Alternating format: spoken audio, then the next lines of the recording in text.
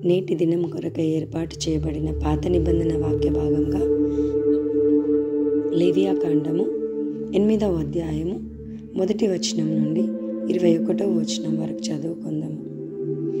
మరియు యెహోవా, నీవు అహరోనును అతని కుమారులను వారి వస్త్రములను అభిషేక తైలమును పాప పరిహారార్థ బలి రూపమైన కోడెను 2 పొట్టేళ్లను గంపెడు పొంగని భక్షములను తీసుకొని ప్రత్యక్షపు గుడారం యొక్క ద్వారమునొద్దకు సర్వ సమాజమును సమకూర్చుమనగా యెహోవా మోషేకు ఆజ్ఞాపించినట్లు అతడు చేసెను. సమాజము ప్రత్యక్షపు గుడారం యొక్క ద్వారమునొద్దకు కూడిరాగా మోషే సమాజముతో చేయవలెనని యెహోవా ఆజ్ఞాపించిన కార్యం ఇదే అనెను. అప్పుడు మోషే అహరోనును అతని కుమారులను దగ్గరికి తీసుకొని వచ్చి నీళ్లతో వారికి స్నానం చేయించెను. తరువాత అతడు అతనికి చొక్కాయిని తొడిగి అతనికి దట్టిని కట్టి నిలువుటంగిని ఏఫోదును వేసి ఏఫోదు యొక్క విచిత్రమైన నడికట్టును అతనికి కట్టి దాని వలన అతనికి ఏఫోదును బిగించి అతనికి పతకము వేసి ఆ పతకములో ఊరీము తుమ్మీమను వాటిని ఉంచి అతని తల మీద పాగాను పెట్టి ఆ పాగా మీదను అతని నొసట పరిశుద్ధ కిరీటముగా బంగారు రేకును కట్టెను. ఇట్లు యెహోవా మోషేకు ఆజ్ఞాపించెను.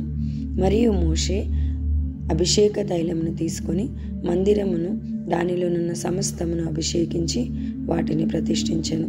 అతడు దానిలో కొంచెం 7 మారులు బలిపీఠం మీద ప్రోక్షించి బలిపీఠమును దాని ఉపకరణములన్నిటినీ గంగాళమును దాని పీటను ప్రతిష్ఠించుటకై వాటిని అభిషేకించెను. మరియు అతడు అభిషేక తైలములో కొంచెం అహరోను తల మీద పోసి అతని ప్రతిష్ఠించుటకై అతనిని అభిషేకించెను. అప్పుడు అతడు అహరోను కుమారులను దగ్గరకు తీసుకుని వచ్చి వారికి చొక్కాయిలను తొడిగి వారికి దట్టీలను కట్టి వారికి కుల్లాయిలను పెట్టెను. ఇట్లు యెహోవా మోషేకు ఆజ్ఞాపించాను. అప్పుడు అతడు పాప పరిహారార్థ బలిగా ఒక కోడెని తీసుకొని వచ్చెను. అహరోనును అతని కుమారులను పాప పరిహారార్థ బలి రూపమైన ఆ కోడె తల మీద తమ చేతులుంచి దాన్ని వధించిన తరువాత మోషే దాని రక్తమును తీసి బలిపీఠపు కొమ్ముల చుట్టూ వ్రేలితో దాని చమిరి బలిపీఠం విషయమై పాప పరిహారం చేసి దాని నిమిత్తము ప్రాయశ్చిత్తం చేయుటకై బలిపీఠము అడుగున రక్తమును పోసి దాన్ని ప్రతిష్ఠించెను.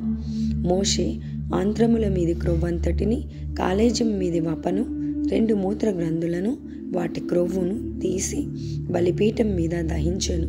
మరియు యెహోవా మోషేకు ఆజ్ఞాపించినట్లు ఆ కోడెను దాని చర్మమును దాని మాంసమును దాని పేడను పాలెమునకు అవతల అగ్ని చేత కాల్చివేసెను. తరువాత అతడు దహన బలిగా ఒక పొట్టేలును తీసుకుని వచ్చాను. అహరోనును అతని కుమారులను ఆ పొట్టేలు తల మీద తమ చేతులుంచిరి. అప్పుడు మోషే దానిని వధించి బలిపీఠం చుట్టూ దాని రక్తంను ప్రోక్షించెను. అతడు ఆ పొట్టేలు యొక్క అవయవములను విడదీసి దాని తలను అవయవములను క్రొవ్వును దహించెను. అతడు దాని అంత్రములను కాళ్ళను నీళ్లతో కడిగి ఆ పొట్టేళ్ళంతయు బలిపీఠం మీద దహించెను. యెహోవా మోషేకు ఆజ్ఞాపించినట్లు అది ఇంపైన సువాసన గల దహన బలి ఆయను. అది యెహోవాకు హోమము. ఈ పరిశుద్ధ వాక్యమును దేవుడు దీవించి ఆశీర్వదించునుగాక.